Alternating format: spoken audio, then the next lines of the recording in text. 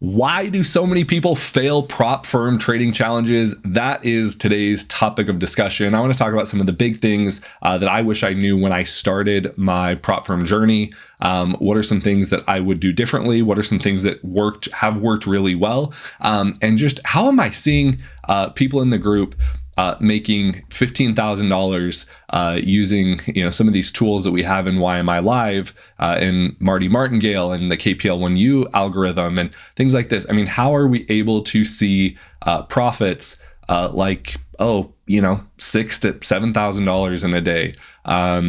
We got some losers. We do have some losers. Some losers do happen. It's not to say that everything's perfect, but as we come up here, the number of winners that we see in this group more consistently than we see losers is wild. It's wild. And I've been doing this for 2 years now, I think. So what are some of the things I wish I knew when I started? I wish I knew that my trading strategies needed to be different based upon evaluation accounts versus the PAs or trading your own live capital. I think when I started, I was more of a long-term trend trader, and you need to realize that those trailing drawdowns kill you. Going back, now, knowing what I know now, and if I would have went back in time and had to restart, I would take larger size and look for smaller targets.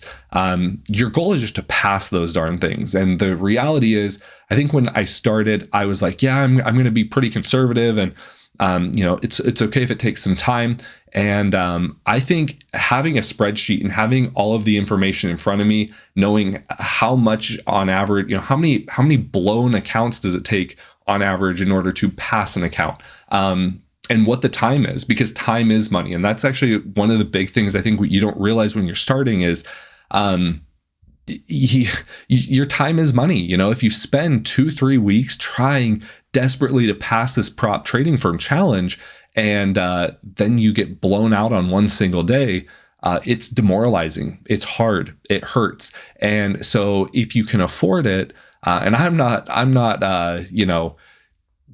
giving anyone the green light to just gas it and just blow account after account. There needs to be some systematic approaches with this, and we'll get into that in this next topic of conversation. But you're going to blow accounts. I wish I knew that. I wish I was like, it's not a bad thing to blow accounts. That's part of that process. And if you want to do something fast, sometimes you have to take on an excised amount, a more extreme amount of risk than you normally would under a given circumstance. I wish someone told me to play the discounts and the specials that they do, but don't get overly sucked into it. I think those are built as a mechanism to get you to buy more accounts. And I think everyone buys more accounts. You should buy more accounts when they're 90% off.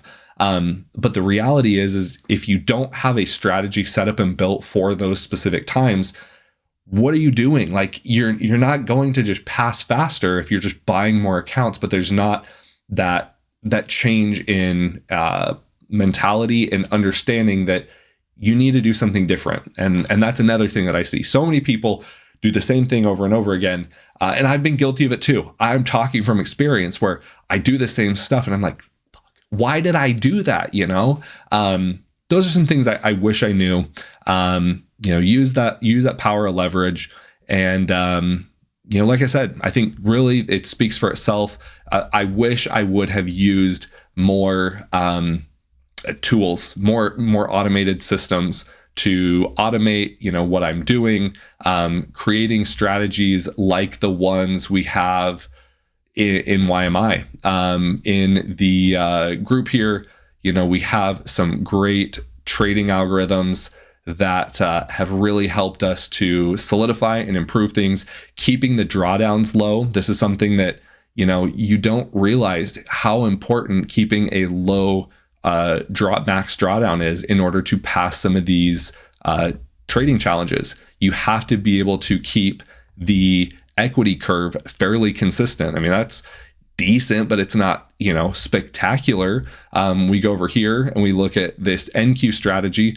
18,000 with a $5,000 draw. That's not great, but it's not horrible. And if you look at, the equity curve, again, not great, but not horrible. You need to build stuff into some sort of system. You need to have a system. And I've always known, I've always traded with systems, but your systems need to adapt and change based upon the overall objective. Your objective with a PA account is not the same as your objective with an evaluation account. It is not the same as your objective with your your personal funds account.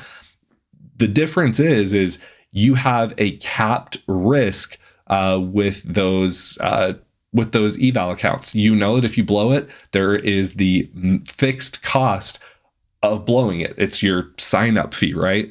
If you blow your PA, you know that the fixed cost is more expensive and more time consuming, but there's still a fixed cost. That's still going to be different than your own personal account. And I think I wish someone just kind of laid those things out for me a little bit earlier, helped me to create a plan. And that's what has been most beneficial for me, this far down in the journey and everything. So hopefully you found that helpful.